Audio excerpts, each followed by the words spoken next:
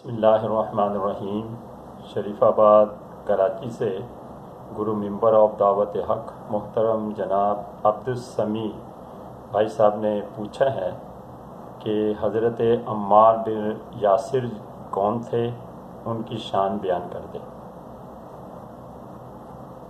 میرے محترم بھائی، حضرت عمار بن یاسر رسول اللہ صلی اللہ علیہ وسلم کے بڑے جلیل القدر صحابی ہیں۔ آپ قدیم الاسلام ہیں اور مہاجرین اولین میں آپ کا شمار ہوتا ہے۔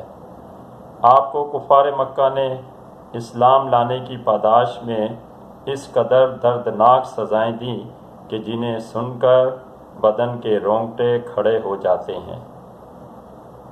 آپ کی شہادت جنگ صفین میں ہوئی، یعنی اس جنگ میں دونوں طرف مسلمان باہم دست و گریباں تھے، اور یہ جنگ چوتھے خلیفہ حضرت امیر المومنین حضرت علی رضی اللہ تعالیٰ عنہ اور حضرت امیر معاویہ رضی اللہ تعالیٰ عنہ کے درمیان تھی۔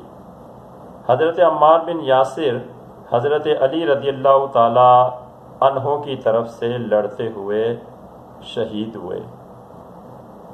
چنانچہ جس وقت آپ شہید ہوئے 9 صفر المظفر کی تاریخ تھی اور 37 ہجری تھی۔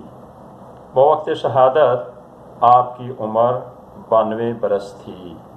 حضرت علی نے آپ کی نماز جنازہ پڑھائی اور آپ کا مزار ملک شام کے صوبے رقہ میں ہے۔